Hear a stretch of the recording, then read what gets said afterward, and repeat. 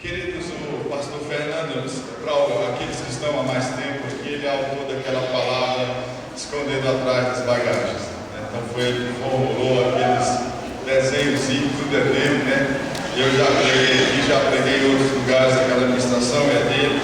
E para a gente é um tempo assim, muito gostoso e muito maravilhoso, pelo fato de ser um homem de Deus, né? O pastor Fernando, ele foi colocado na equipe apostólica do Unify, que ele me conhece. Esse ano eu vou fazer 10 anos do Unify, né, que eu fui a ser, né, e eu tenho assim como um lugar de um ambiente muito maravilhoso, abençoador, que tem nos ensinado muito, né, e ele não somente faz parte do Unify, mas ele faz parte da equipe apostólica, né, uma pessoa que a gente tem acompanhado, né, apesar do povo de hoje, eles têm acompanhado. E tem visto assim como Deus tem agido na vida dele, na vida das igrejas nas quais ele tem pastoreado, é pastor de pastores, é uma pessoa que tem tido uma larga experiência, tem provado de muitos ministérios. E eu queria assim que, para nós hoje, eu vejo assim que a vida da igreja ela vai sendo constituída com alguns marcos, né? Então algumas pessoas que têm vindo aqui, têm nos abençoado, têm estado nesse altar, eles estão demarcando um território, né, um território de crescimento, um território que tem nos levado a amadurecer. Então eu entendo que hoje é uma dessas noites, né, que a gente pode ter a honra de tê-lo aqui. Ele vai ministrar para nós, vai ministrar amanhã, né, no Unify também, vai ministrar no Unify. Eu queria assim que, querido, olha, aprenda uma coisa, é o Senhor que provê essas oportunidades. Então hoje eu vejo como uma noite preciosa de você receber algo de um homem de Deus. Vocês que me conhecem sabem que eu não trago qualquer pessoa aqui. Você sabe, mandaram até pelo zap para mim um menininho pregando, aquele não pregaria, desculpa todos, e eu não tenho problema com isso, porque a palavra não diz isso. A palavra diz que o altar é um lugar não de espetáculo, não é de coisa bonitinha, não. O altar é um lugar que a palavra verdadeiramente possa fluir, possa mover uma mudança nas nossas vidas. E eu vejo como o pastor Fernando como esse homem que realmente produz essa mudança. É uma igreja abençoada, maravilhosa. Eu normalmente ouço as ministrações lá, eu procuro me alimentar daquilo que eles servem lá, e eu vejo que é uma igreja madura. E se não entendesse assim, jamais eu estaria aqui para ministrar aqui. Amém? Então eu queria que o pastor Fernando se sentisse à vontade. Para nós é uma honra tê-lo aqui, é um prazer maravilhoso ter você aqui. Se sinta à vontade mesmo, você tem toda a liberdade de exortar, de ministrar, se sinta na sua igreja, tá? E para nós é um prazer muito grande. Eu não costumo orar por ninguém que vai ministrar aqui, né? Eu costumo orar para que nós venhamos ouvir e discernir o que Deus quer ministrar nas nossas vidas. Eu queria que você fechasse os seus olhos. Senhor, nós entendemos, Pai, que hoje é uma noite especial, Senhor. Entendemos, ó Deus amado, que Tu tens, ó Deus, algo fresco, Senhor amado, da Tua presença, Senhor amado, como nosso Pai. Eu te peço, Senhor, que Tu possa, Senhor amado, ter liberdade, Senhor amado, de ministrar nos nossos corações. Que não haja nenhum obstáculo, Senhor amado, nenhum endurecimento, Senhor. Mas que nós, ó Deus amado, abramos, ó Senhor amado, ó Deus, o coração para receber da Tua parte, Pai, nessa noite, Senhor, em nome de Jesus. E eu queria que a igreja, como uma expressão exata daquilo que nós precisamos ter, é que você recebesse uma salva de palmas.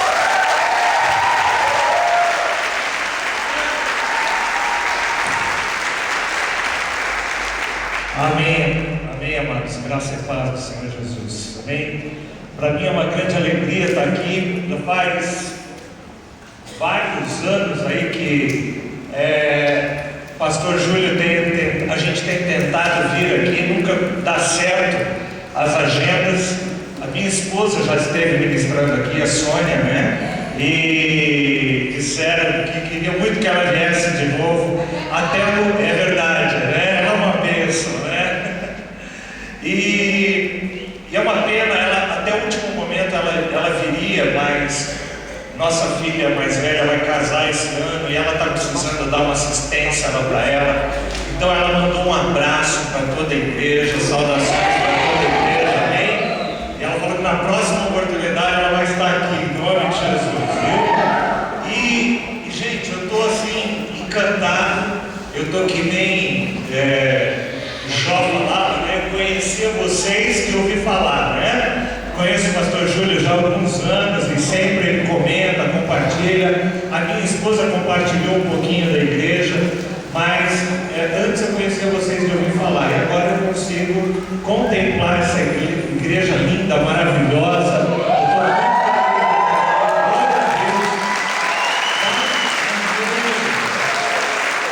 Vocês merecem, viu? Um templo lindo, uma igreja linda, né? Uma igreja não é só um templo, né? O templo é o de menos, né? O que faz uma igreja linda são as pessoas que nelas estão. E vocês são muito lindos, viu?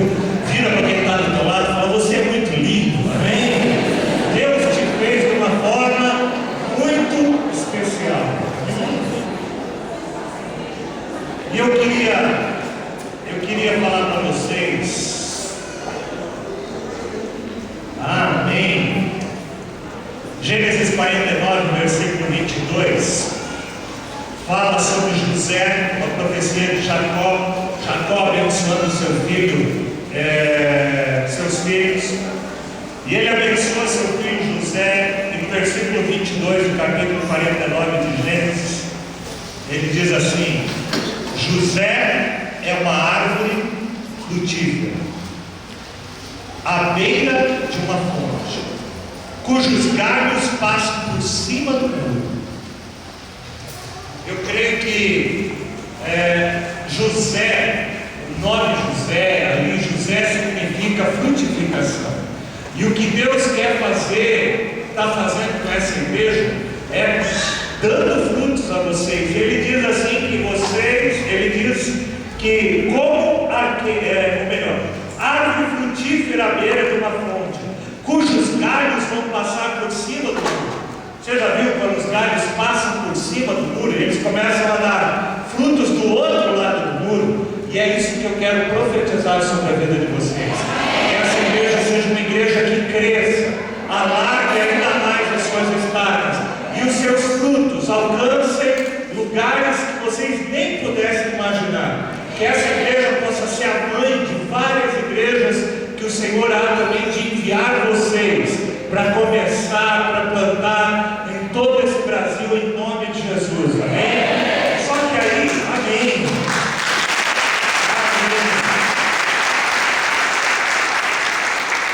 E aí no versículo 23 ele fala assim: mas com rancor arqueiros o atacaram, atirando-lhe flechas com hostilidade.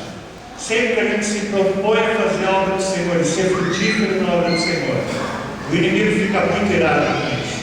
E ele ataca flechas contra nós. Mas no versículo 24, eu queria ler com vocês, versículo 24: mas o seu arco permaneceu, vamos ler juntos? Mas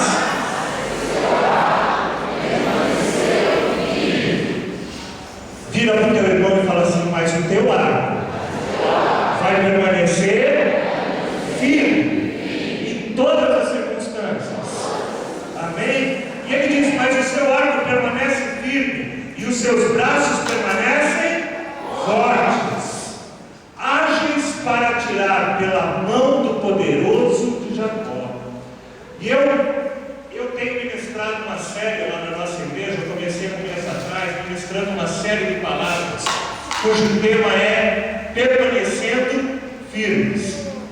Eu não sei se alguém já pegou um arco e flecha, mas se você não pegou, pelo menos aqueles de brincadeira, todo mundo já deve ter brincado de flecha, né?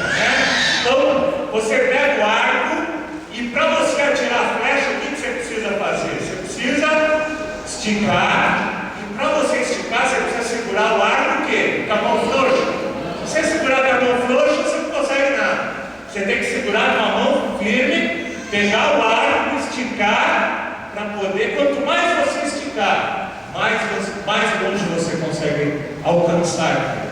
E eu tenho ministrado um pouco na nossa igreja, e o diabo ele tem tentado fazer com que o povo de Deus se enfraqueça muitas vezes. A gente passa por lutas, passa por tribulações, passa por adversidades, e isso, amados, Jesus nunca nos enganou falando que a gente não passaria por lutas. Pelo contrário, Jesus falou que no mundo tereis aflições, mas eu venci o mundo. E eu faria talvez um complemento aí ao que Jesus falou. No mundo tereis aflições, mas vocês permanecerão firmes. Vira para quem está ao teu lado. No mundo nós passamos aflições, mas nós permanecemos firmes. É isso que o Senhor espera de nós. A gente, quando vê, vai lá para Hebreus 11, vê a galeria dos heróis da fé, a gente vê tantos homens lá, mas todos eles passaram por momentos difíceis na sua vida. Só que a grande diferença é que eles permaneceram firmes no Senhor. O apóstolo Paulo diz: combati o bom combate, terminei a corrida. Ou seja, aguentei firme até o final. Ele não parou a corrida no meio do caminho. Eu guardei a minha fé. Então, nessa série, eu comecei a ministrar vários aspectos que nós precisamos ficar firmes, permanecer firmes. E hoje, particularmente, eu queria ministrar para vocês uma das ministrações que eu fiz lá. E talvez seja a área que mais desestabiliza a vida da gente. Talvez seja a área mais do que você ter um problema financeiro, mais do que você ter um problema na tua saúde, mais do que ter um problema em qualquer outra área. Quando a nossa casa, a nossa família é atingida, aí a coisa pega. É verdade ou não é? Quando a coisa é conosco, com a nossa família, com os nossos pais, com os nossos filhos, com o nosso cônjuge, quando as coisas acontecem, alguma coisa, alguma tribulação, alguma seta atinge a nossa família, aí a coisa pega. E é aí que nós precisamos permanecer firmes. Nós precisamos permanecer firmes na luta pela nossa família. Amém? Eu acho que cada igreja, às vezes, ela tem uma vocação específica, né? Tem igrejas que têm uma vocação em uma determinada área, outra em outra. A nossa igreja, ela tem, desde o começo, um chamado muito grande para trabalhar com famílias. Nós acabamos de fazer o mês passado um congresso que nós estamos fazendo pelo 3º ano consecutivo, Salvemos a Família. É um congresso que é realizado, começou a ser realizado no Peru, depois em vários países da América Latina, e há 3 anos atrás eu trouxe ele para o Brasil, e a gente tem feito aqui no Brasil há 3 anos. E por que eu trouxe? Porque eu creio que uma das coisas que nós mais precisamos lutar é para salvar as nossas famílias. Eu não sei se todos os teus familiares estão aqui, mas provavelmente não. Eu não sei quem está faltando da tua família aqui. Eu não sei se está faltando o teu pai, a tua mãe, se está faltando um filho teu que se desviou, que está longe dos caminhos do Senhor, ou se o teu cônjuge não está aqui. Mas eu quero te dizer uma coisa: o propósito de Deus é que todos nós, toda a nossa família, possa servir ao Senhor. Amém? Josué diz assim: eu e a minha casa serviremos ao Senhor. Ele fala assim: eu não sei vocês escolhem o que vocês querem fazer, mas eu e a minha casa vamos servir ao Senhor. E eu quero hoje falar um pouquinho com vocês sobre a gente permanecer firme na luta pela nossa família. Abra a tua Bíblia lá em 1 Samuel capítulo 30. 1 Samuel capítulo 30. Uma passagem bem conhecida, onde Davi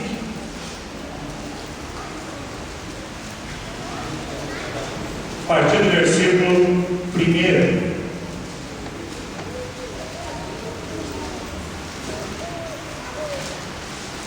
Eu tenho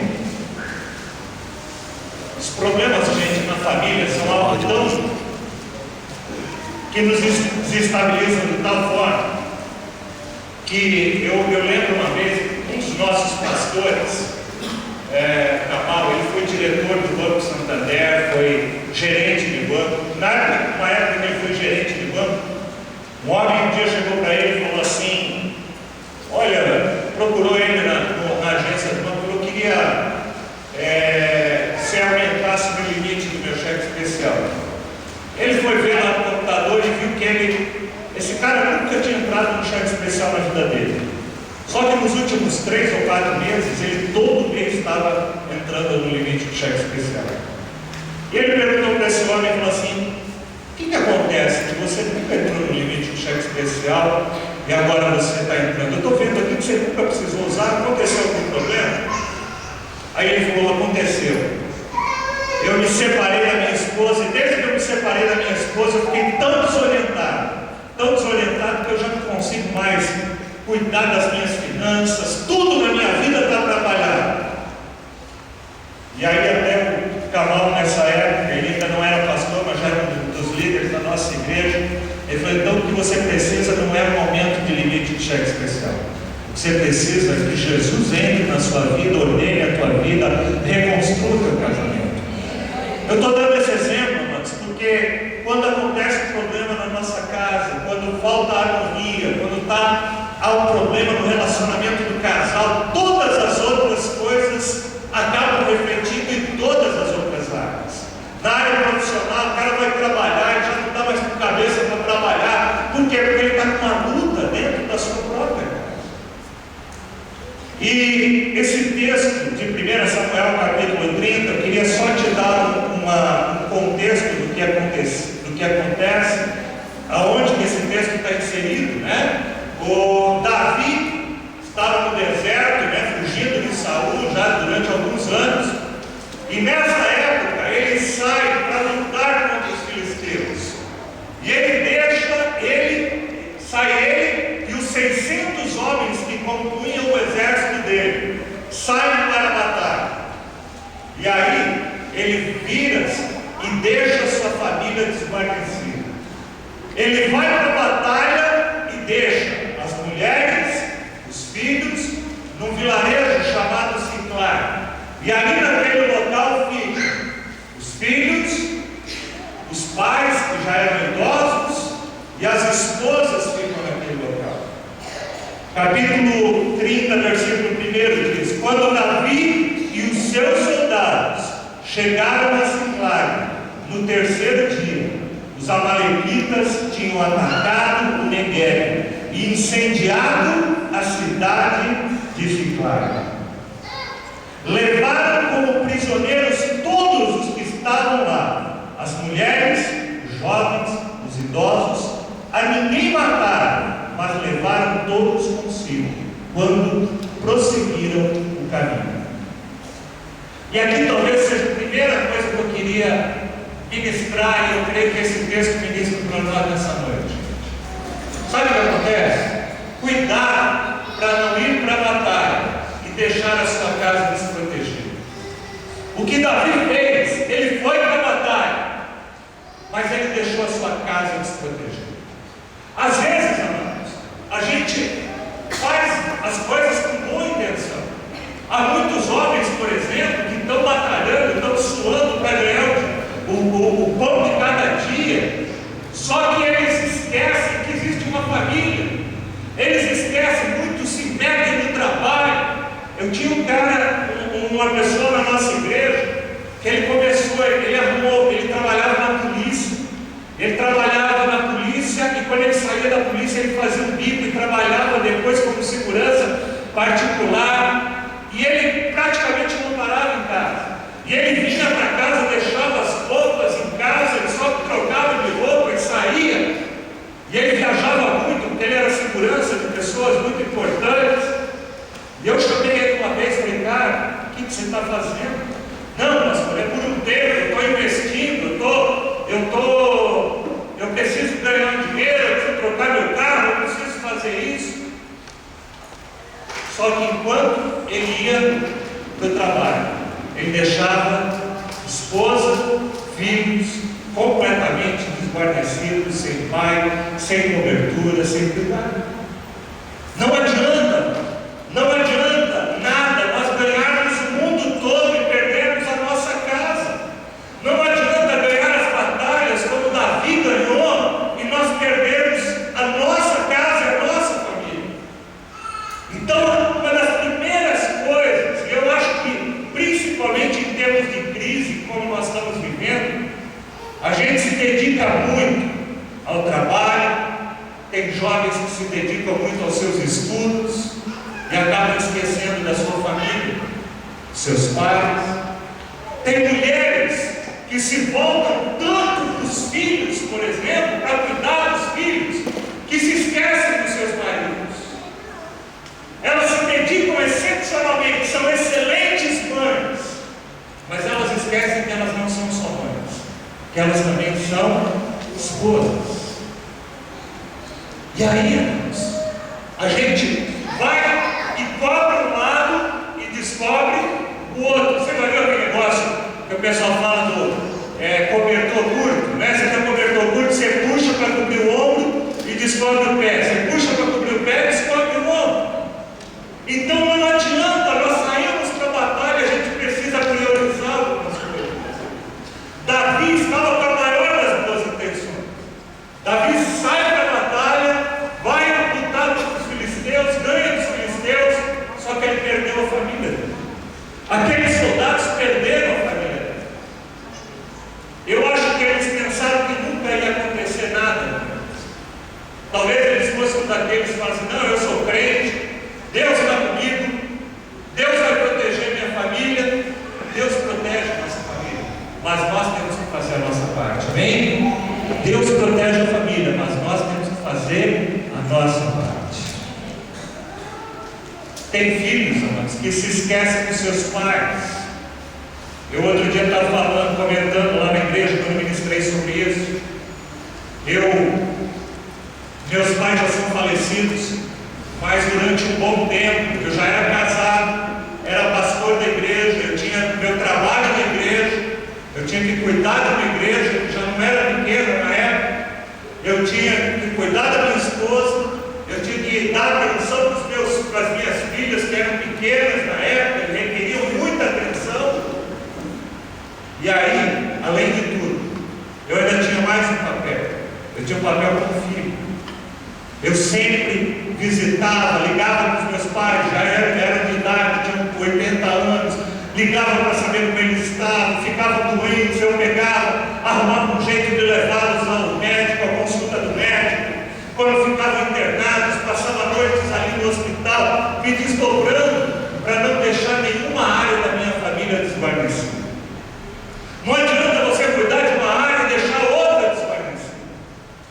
Nós precisamos lutar pela nossa família. Nós precisamos lutar pela nossa casa.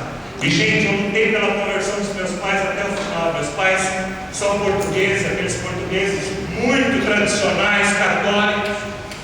Eu nunca me esqueço, porque eu orava muito para eles, ministrava, mas eram pessoas difíceis de abrir o seu coração.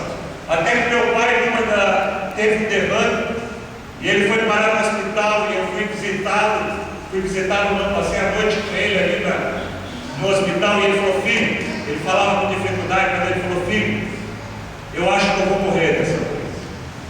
E naquele dia o Espírito Santo me encheu de autoridade. Eu falei assim: pai, eu não sei se o senhor vai morrer, se o senhor não vai. E eu falei para ele: se o senhor quer saber, isso nem é mais importante, porque morrer todo mundo vai. É verdade, irmão? Todo mundo vai morrer um dia.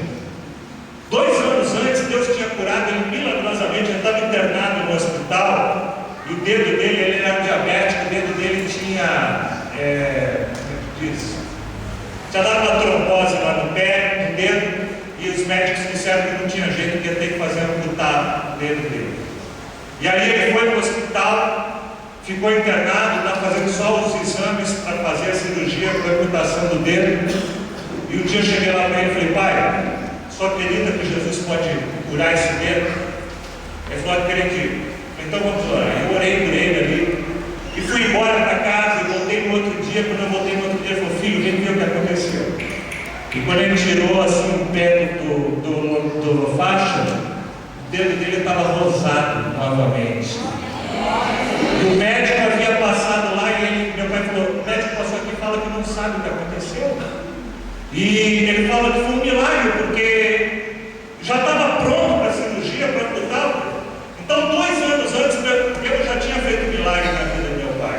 Mas o milagre que eu queria na vida do meu pai não era simplesmente curar o dedo. Eu queria que Deus trouxesse salvação sobre a vida dele. E é isso que você precisa orar pelos teus familiares que não estão aqui. Você precisa orar pela salvação deles. Eu às vezes vejo muita gente que chega para nós, pastor, dá para orar por um parente meu que está enfermo. Tudo bem, a gente ora, mas mais do que ele ser curado, é que ele possa ser salvo. E eu me lembro que naquele dia eu cheguei e meu pai falou assim, filho, eu acho que eu vou morrer. Eu falei, pai, eu não sei se o senhor vai morrer ou se o senhor não vai. Eu só sei de uma coisa, eu gostaria de me encontrar com o Senhor na eternidade. Eu gostaria que a gente estivesse junto, não só aqui, mas por toda a eternidade. E falei de novo do plano da salvação para ele, e ele falou, filho, mas eu não creio que eu sou digno de entrar no reino de Deus. Eu falei, pai, essa é a melhor coisa que o senhor podia ter falado para mim. Eu falei assim, porque só pessoas que não são dignas podem entrar no reino de Deus. Só pessoas que reconhecem que não são dignas e que precisam de Jesus para perdoar os seus pecados, só pessoas assim podem entrar no reino de Deus. Só quer se arrepender dos seus pecados e entregar sua vida para Jesus, ele falou que era. Naquele momento, nós fizemos uma oração com ele, ele entregou sua vida para Jesus ali no leito do hospital. 2 dias depois ele entrou em coma e 1 semana depois ele faleceu. E eu tenho certeza que eu vou me encontrar com ele na eternidade, em nome de Jesus. Amém?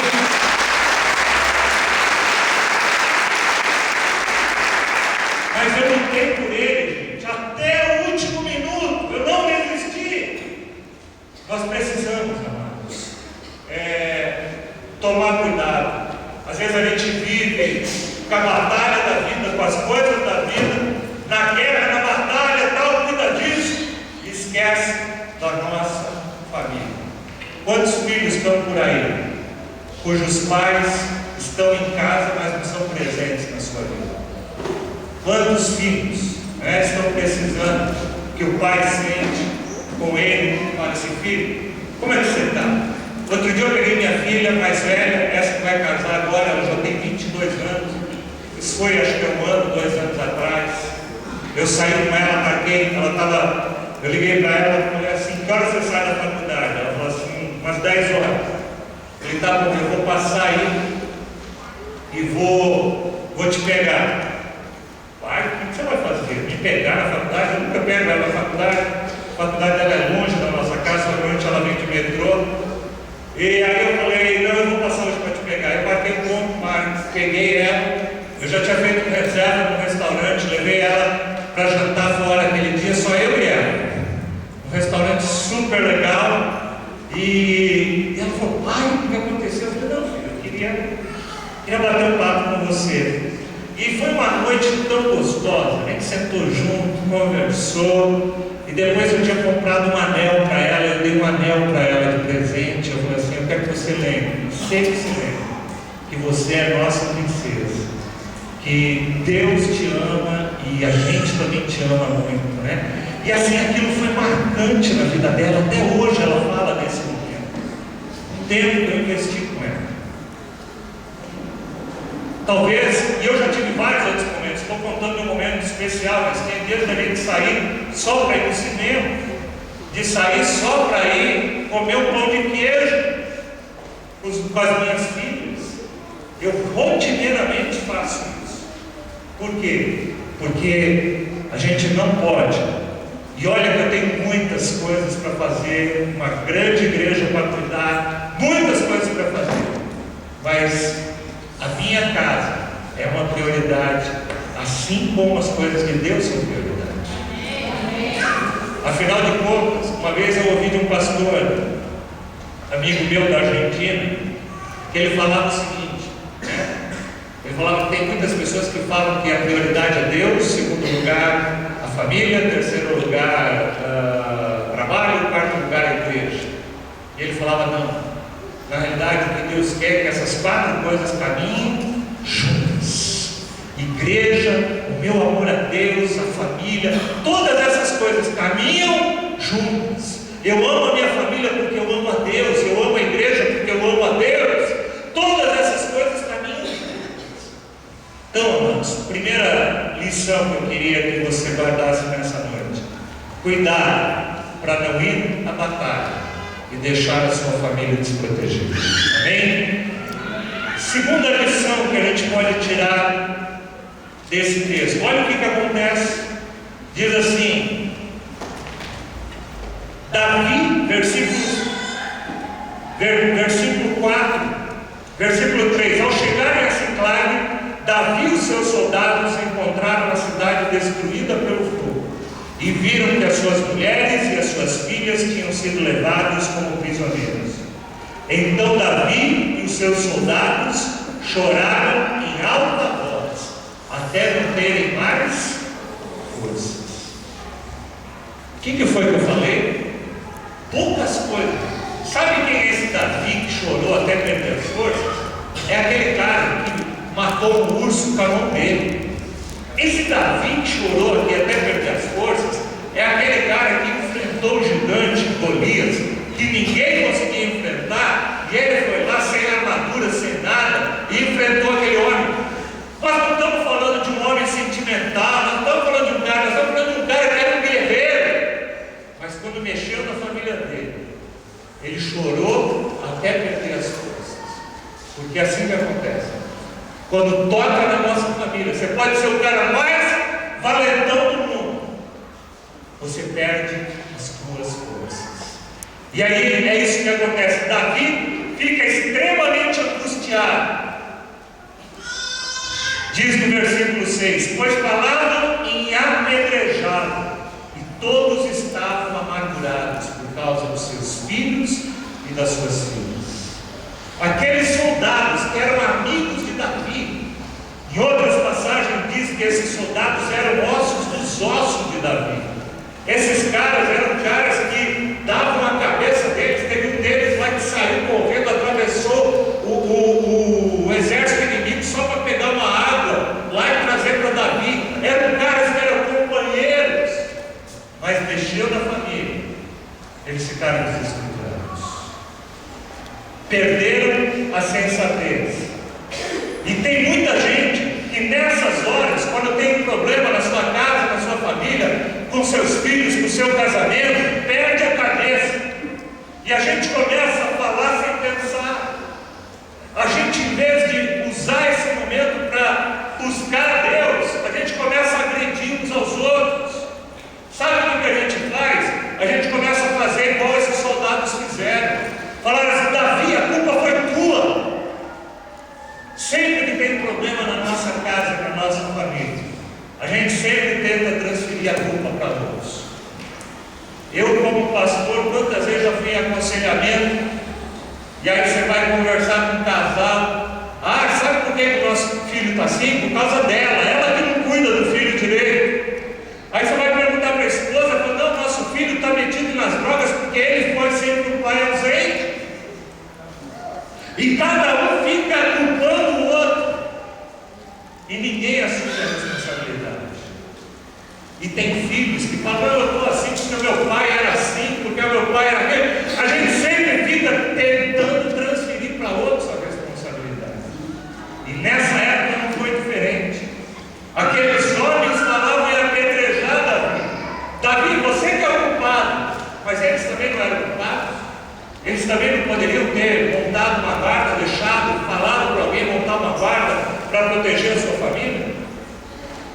Nós esquecemos, gente, que nós somos participantes também desse desastre.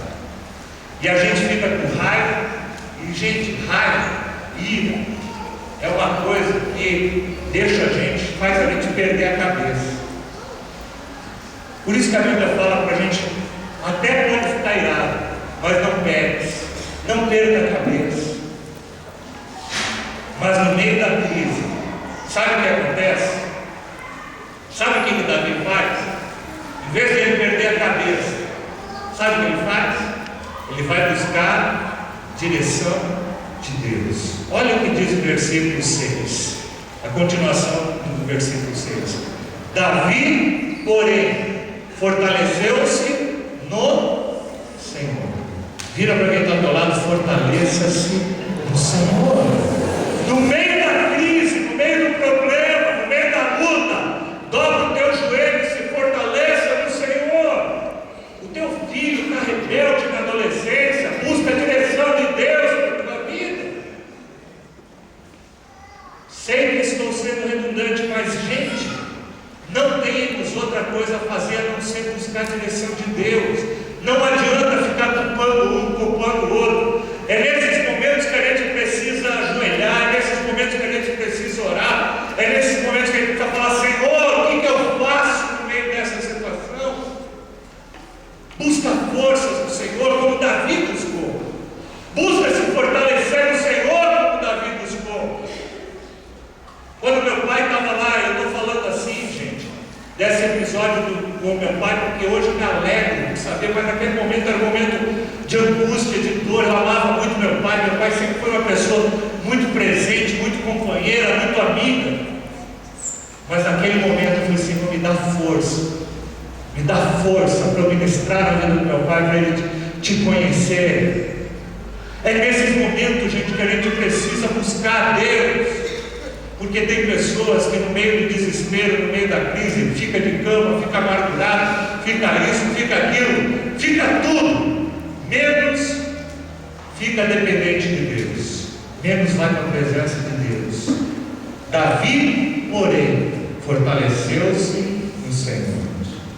E aí ele vai e faz uma coisa muito interessante.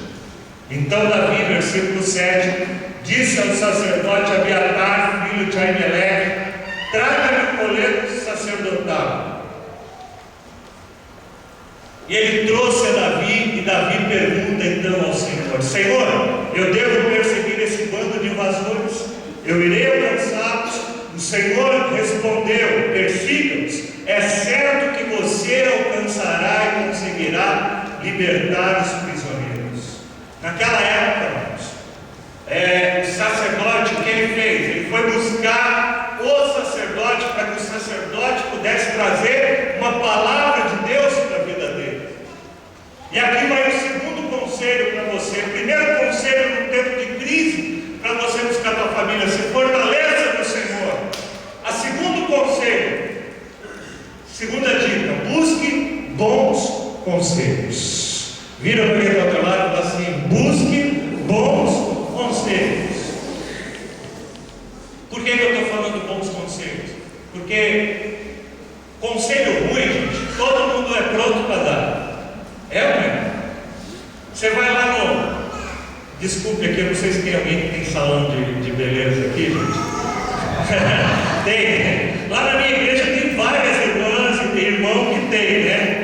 Mas às vezes, salão de beleza que não é crente, vamos dizer assim, né? Salão de beleza que não é crente, às vezes é aquele anto de fofoca, não é? E as mulheres chegam lá e falam assim: meu marido está me tratando assim, deixa de ser besta, tanto homem aí na praça, arruma um outro, você vai ficar assim.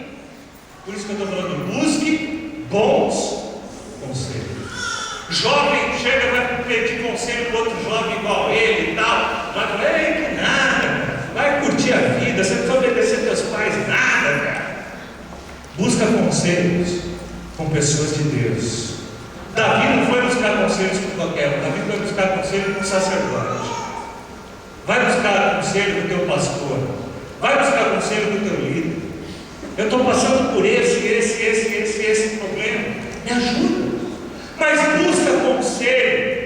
Não faz como diz lá em Ezequiel, não diga assim: paz, paz, quando não há paz. Sabe por quê? Às vezes a gente tem essa tendência. A gente chega na igreja, o pastor pergunta: como é que você está? Tudo bem, pastor, glória a Deus, a paz do Senhor, estamos firmes na rocha. Aí passa 2 semanas, você sabe que o cidadão saiu de casa e se separou da mulher. Como que estava tudo bem? Eu estou falando disso, gente, porque eu sou pastor, já aconteceu isso um monte de vezes comigo. Líderes que caminhavam com a gente cumprimentava, a gente sentava toda semana, perguntava como é que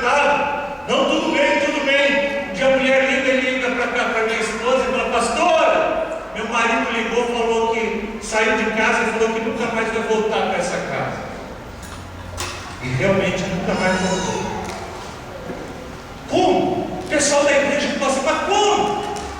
O cara parecia um casal exemplar. Sabe por quê? Porque tinham coisas que precisam ser tratadas que não foram tratadas.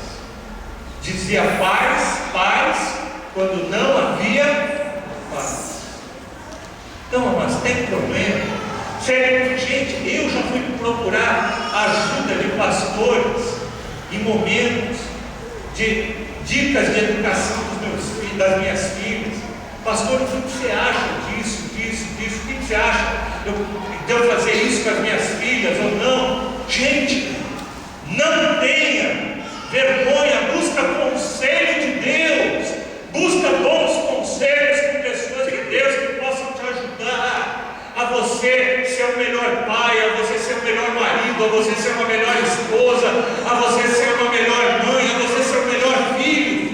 Busca conselho, luta pela tua casa. E outra coisa, trace um plano. Olha o que Davi faz. Davi fala assim para Abiatar, né, como representante do Senhor: eu devo perseguir aqueles caras, eu vou alcançar, eu vou atrás deles, o que eu faço? E Deus fala: vai. Se você quer resgatar a tua família, trace planos. Pastor, como traçar planos? Trace planos. O teu filho está longe dos caminhos do Senhor, começa a buscar a direção de Deus de como você pode trazê-lo de volta. Eu achei isso tremendo. Eu tenho o nosso pastor de adolescentes hoje, ele tem seus 30 e poucos anos, é casado, tem 2 filhos, mas eu o conheço desde os 11 anos. E o Glauco, o pastor Glauco, lá quando ele tinha uns 15 anos, 16 anos, ele se desviou do Senhor. Ele foi para o mundão, mulherada, drogas, maconha, cocaína, e ele ficou mais ou menos dos 16 até os 19 anos, 20, eu não me lembro bem, no mundão. E o pai dele era da nossa igreja, e a gente orava toda reunião, toda reunião. Senhor, traz de volta a vida do Glauco, traz de volta. E aí a gente começou: Senhor, dá uma estratégia para alcançar. E ele começou a andar com o pessoal que gostava muito desses rock pesados, esses rock de metaleira, então ele vivia com aqueles negócios. E aí o pai dele um dia chegou para ele e começou, ele foi lá em São Paulo, tem a galeria lá na Condição, eles tem um monte de disco na época, né, de rock pesado, mas de banda cristã. E aí ele falou: filho, olha, eu comprei esse presente para você. E dava para ele um disco de rock cristão. E o filho começava a ouvir, ele começava a ler as letras. Falou: pô, mano, maneiro, pai, legal esse negócio. E aí o pai vinha e trazia outro. E de repente aquele menino começa a se transformar, o pai começa a conquistar o coração dele de novo. Até que aquele rapaz, aos 20 anos, volta. E hoje é pastor de adolescentes da igreja, casado, é uma bênção do Senhor, porque o pai dele não desistiu dele. Semana passada nós salvamos a família lá em São Paulo, um dos pastores que ministrou falou do testemunho dele. Ele já pastor de uma grande igreja, uma igreja de 5.000 pessoas lá no Equador, e o filho dele metido nas bebidas, afastado dos caminhos do Senhor.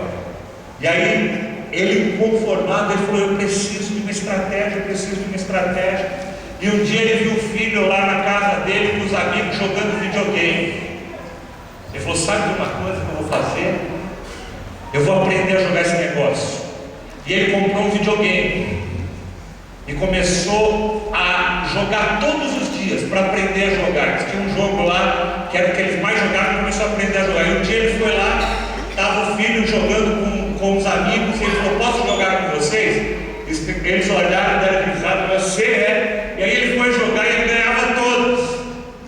E aí ele foi para os Estados Unidos, ele comprou um videogame novo com um joystick lá sem fio, e ele trouxe. Quando o filho dele viu, falou: pai, que legal. Ele falou: eu comprei um joystick é para mim e outro para você, para a gente jogar junto. E o filho dele começou a parar de chamar os amigos e começou a jogar com o pai, jogar com as irmãs. E aos poucos o coração do filho dele foi voltando. casado, serve a Deus, é uma bênção. O Senhor tem pregado o Evangelho no mundo inteiro por onde ele passa, porque o pai não desistiu e saiu atrás dele, correu atrás dele, para trazê-lo de volta, para que o nome de Deus pudesse ser glorificado. Não desista da tua família. Quando eu dei essa mensagem lá na minha igreja, uma jovem me procurou no final do culto, ela falou: pastor, quando você falava isso, eu quero compartilhar um testemunho com o senhor. Meu pai, minha mãe descobriu que meu pai estava traindo ela e ela queria acabar com o casamento, e eu tenho orado muito por eles, para eles se converterem, e eu queria não só que eles ficassem juntos, mas que eles se convertessem. Então eu propus para eles que eles fizessem um curso de casais da igreja.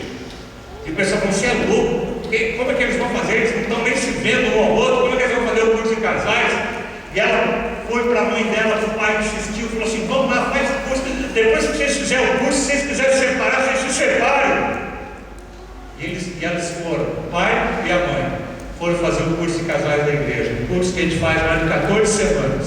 Quando acabou a 14ª semana, eles entregaram a vida para Jesus, passaram pelas águas do batismo há 3 semanas atrás, estão juntos, batizados e salvos para louvor e glória do Senhor. Amém?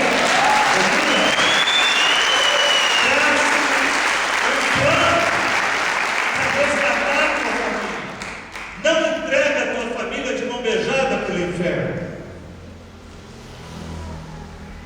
Um outro princípio que a gente deve seguir, continuando a leitura do texto, versículo 9: Davi e os seus 600 homens que estavam com eles foram ao ribeiro de Besor, onde ficaram alguns, pois 200 deles estavam exaustos demais para atravessar o rio.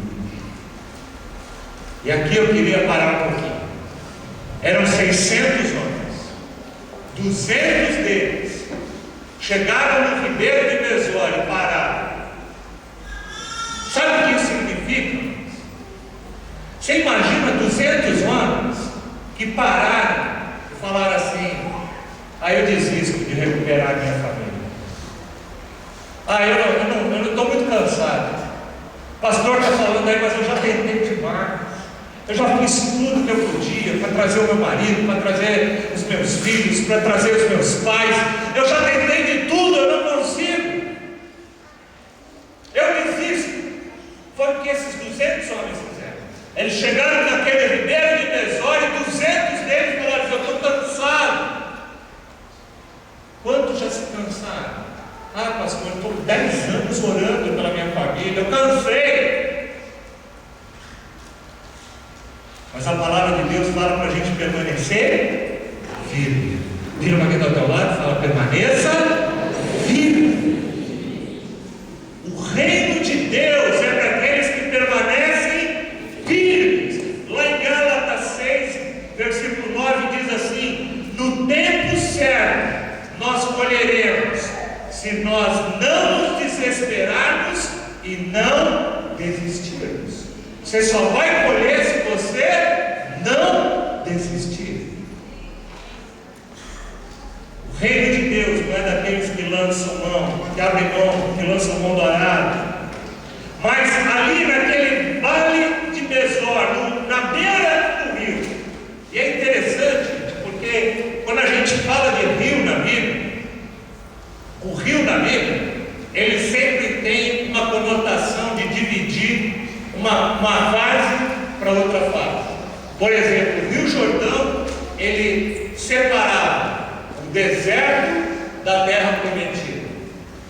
Teve pessoas que nunca entraram na terra prometida. Sabe por quê? Porque nunca atravessaram o rio. Aqui teve 200 que pararam do lado de cá do Rio Besor e não atravessaram do lado de cá. Deus tinha algo mais do lado de lá. Vira para quem está ao teu lado e fala: Deus tem mais para a tua vida, para a tua casa e para a tua família. Deus tem mais. E você sabe o que significa a palavra Besor? A palavra Besor, ela vem de uma palavra do hebraico, que é a palavra Besar, e ela significa o seguinte: alegrar-se com as boas novas. Em outras palavras, sabe o que significa esse rio Besor? O rio Besor significava a divisão entre a vida que você estava vivendo e as boas notícias que Deus tinha para você. É como se Deus falasse assim: atravessa o rio, porque do outro lado você vai experimentar boas notícias para você e para a tua família. Mas teve gente que não parou, não atravessou e parou. 200 deles pararam, 200 deles ficaram cansados, desistiram de ir atrás da sua família. Eles estavam pertinho de alegrar-se com as boas novas. Quantas pessoas eu conheço que pararam com seus casamentos, desistiram do casamento, desistiram disso, desistiram dos filhos, e estava tão pertinho de alcançar, estava tão pertinho de viver a plenitude daquilo que Deus tinha para a vida deles, mas parou no meio do caminho. A sexta lição que eu queria que você tomasse nessa noite: persevere, não desanime, estica o arco, porque com arco frouxo você nunca vai conseguir alcançar aquilo que Deus tem da tua vida. Estica, persevera, ora, luta, busca estratégias, busca conselhos, faz tudo aquilo que tiver ao teu alcance, mas faz que nem Josué. Falei: eu não sei você, gente, mas eu e a minha casa vamos servir ao Senhor em nome de Jesus. Eu, os meus filhos, eu já tenho orado pelos meus netos, pelos meus bisnetos, que eu ainda nem tenho, mas eu já oro